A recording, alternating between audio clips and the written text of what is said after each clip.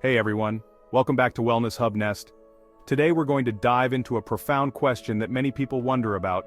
What does it really mean when the Bible says that God created man in his own image?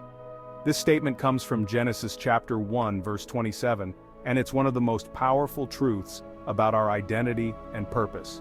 So let's take a few minutes to unpack it together. You see, understanding this concept can revolutionize the way you see yourself and the world around you. It's not just a nice verse in the Bible, it's a foundational truth that speaks to the very core of who we are. When we grasp the magnitude of being created in God's image, we begin to live with more purpose, more confidence, and more joy. So, let's explore what the Bible has to say about this amazing truth. First and foremost, my friends, being made in God's image means we have this unique spiritual and moral nature. This nature is not just a part of us, it defines us in profound ways. It's what sets us apart from all of God's creation. It's a gift that allows us to connect with the divine and with each other on a deeper level. Unlike the animals, we humans have a soul, a conscience. This conscience guides us, helps us navigate the complexities of life, and gives us a sense of purpose. We have this incredible ability to understand the difference between right and wrong. This understanding is not just intellectual, it is deeply emotional and spiritual. Think about it. We experience emotions like love, compassion, empathy. These emotions are not just fleeting feelings, they are the essence of our humanity. We feel remorse when we've done something wrong. This remorse is a sign that we are attuned to a higher moral standard. These qualities, my friends, are reflections of God's character within us. They are the markers of our divine heritage. They are a testament to the fact that we are His handiwork, created with intention and purpose. Every action we take, every decision we make is a reflection of that divine intention. You see, God is a God of love, of justice, of mercy. These are not just abstract concepts, they are the very fabric of our being. And when He created us in His image, He instilled those very qualities within us.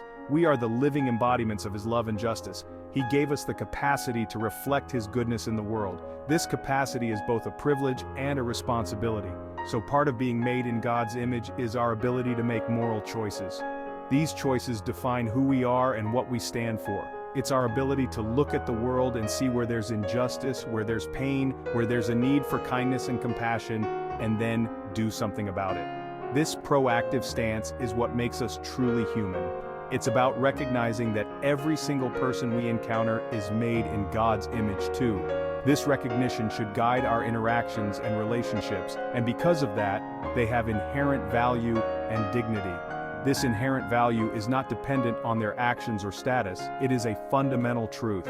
They deserve our love, our respect, and our kindness. These are not just nice-to-have qualities, they are essential to our spiritual and moral well-being. So let's strive to live lives that reflect God's heart. Let's be intentional in our actions and words. Let's be known for our compassion, our generosity, and our unwavering commitment to doing what's right. In doing so, we not only honor God but also uplift humanity. Now let's talk about another incredible aspect of being made in God's image, our intellect and reason. You see, God is the ultimate creator. He spoke the universe into existence, and He gave us a tiny spark of that creative power. Think about it. We have the ability to think, to reason, to analyze, to dream, to innovate. We can solve complex problems, build incredible things, and explore the mysteries of the universe. We can even create art that moves the soul and music that stirs the heart. This intellectual capacity, my friends, is a gift from God. It's one way we mirror Him, and it's something to be celebrated. It's why we have art, technology, philosophy, things that make humanity unique. When we use our minds for good, when we use them to learn, to grow, to make the world a better place, we are reflecting God's image in a powerful way. We are tapping into the potential He placed within us. So never underestimate the power of your mind. Never stop learning, never stop growing, and never stop using your God-given intellect to make a positive impact on the world. Now, let's talk about something that's close to my heart: relationships. Relationships are the threads that weave the fabric of our lives, giving it color, texture, and meaning. You see, God Himself exists in relationship: Father, Son, and Holy Spirit, a perfect, harmonious Trinity. This divine relationship is the ultimate example of unity and love. And because we're made in His image, we're also designed for relationships. We crave connection, we long for friendship, we cherish family, and we seek out community. These connections are not just social constructs, they are deeply embedded in our very being, and we thrive in community. It's in these relationships that we find our true selves, our purpose, and our joy. This desire to love and be loved, to give and receive, to share our lives with others, to connect on a deep, meaningful level, it's all part of who we are as image bearers of God. It's in these moments of connection that we experience the fullness of life. Think about the most fulfilling moments in your life. They are often the times when you felt truly connected to others. Chances are they involve other people. They involve shared experiences, mutual understanding, and a sense of belonging. They involve moments of shared joy, laughter, support, and love. These are the moments that stay with us, that shape us, and that define us. These moments remind us that we weren't meant to do life alone. We are social beings, created to live in harmony with one another. We were created to experience the beauty of human connection. It's in these connections that we find strength, comfort, and joy. And when we embrace this relational aspect of our design, we open ourselves up to a world of possibilities. We reflect God's love to the world. Our relationships become a testament to His grace and compassion. We become vessels of His grace, His compassion, and His kindness. So nurture your relationships. Invest time and effort into building and maintaining them. Invest in the people you love. Show them that they matter, that they are valued, and that they are loved. Be present, be supportive, and be a source of strength and encouragement in their lives. Your presence can make a world of difference and be a source of strength and encouragement in their lives. And remember, every interaction, every conversation, every shared moment, every act of kindness is an opportunity to reflect God's love. So let's cherish our relationships and let them be a reflection of the divine love that created us. Now, let's talk about another crucial aspect of being made in God's image, free will, and responsibility.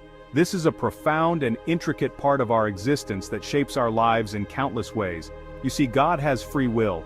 He is the ultimate example of freedom and choice. He chose to create us, each one of us, with unique talents and purposes. He chose to love us unconditionally, despite our flaws and imperfections, and He gives us that same freedom to choose. This freedom is not just a privilege, but a sacred trust.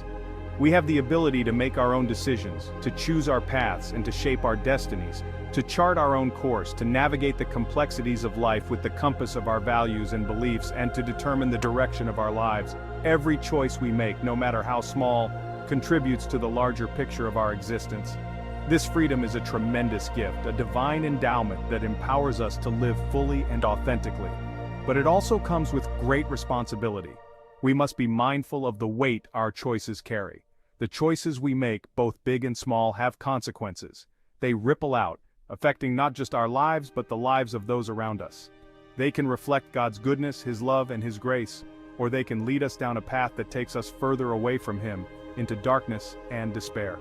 But even when we make mistakes, when we falter and lose our way, even when we stumble and fall short, God's love remains. He's always there, ready to forgive, ready to redeem, and ready to restore, and ready to help us get back on track.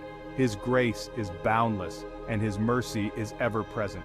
You see, this gift of choice, when used wisely, can be a powerful force for good, allows us to shape our lives, to build a future that reflects our highest ideals and aspirations, and positively impact the world around us. Our choices can inspire, uplift, and transform. It allows us to be co-creators with God, to join Him in His work of creation and renewal, to partner with Him in bringing about His plans and purposes. This partnership is a sacred calling, a divine invitation. So choose wisely, my friends. Choose love, choose kindness, choose compassion, and choose to make decisions that honor God and bless others. In doing so, we not only fulfill our own potential but also contribute to the greater good, reflecting the image of God in our everyday lives. Now let's delve into another beautiful aspect of being made in God's image, our capacity to connect with Him. You see, humans are the only creatures capable of worshiping God, of seeking a personal relationship with Him, and of experiencing His presence in our lives. This spiritual connection is a gift, a privilege, and a source of immeasurable joy and fulfillment. It's in those quiet moments of prayer, of reflection, of reading His Word, that we truly connect with the One who created us. We were created to know Him, to love Him, and to experience the peace, the joy, and the hope that only He can provide. It's in those moments of connection that we find our purpose, our identity, and our reason for being. So make time for God. Seek Him in prayer, in His Word, and in the quiet moments of your day. Allow Him to fill you with His love, His peace, and His guidance. And finally, my friends, being made in God's image means we've been given a sacred responsibility, stewardship, and dominion over the earth. You see, when God created the world, He entrusted it to us. He gave us the privilege and the responsibility to care for His creation. Now, this doesn't mean exploiting it, harming it, or using it for our own selfish gain. No, it means respecting it, nurturing it, and ensuring its well-being for generations to come. It means recognizing that the earth is a gift, a precious and fragile gift that deserves our care and attention. Just as God cares for all He has made, we are called to reflect His care and love by protecting the world around us. We are called to be good stewards of the resources He has provided, to be mindful of our impact on the environment, and to work towards a more sustainable and just world for all. So let's honor God by honoring His creation. Let's be responsible stewards of this beautiful planet, and let's work together to preserve its beauty and bounty for generations to come. So, in summary, being made in God's image is not just about our physical existence, it's about our soul, our intellect, our relationships, our freedom to choose, and our capacity to worship and connect with God. Each of these aspects shows a little piece of God's nature within us, and it's what gives us our unique identity and purpose in life. Think about it. Each one of us carries a reflection of God's character, and that's a beautiful, profound truth. So when we hear that we're made in God's image, it reminds us of our dignity, our value, and our responsibility to live in a way that honors Him. If this resonates with you, or if you've ever wondered about this topic, I encourage you to take some time to reflect on what it means to be made in God's image in your own life. How can you embody these qualities in your relationships, your choices, and your daily walk? Thank you so much for watching. If you enjoyed this video, please give it a thumbs up, subscribe for more discussions like this, and share it with someone who might be encouraged by it. Until next time, remember, you are fearfully and wonderfully made. Take care, and God bless.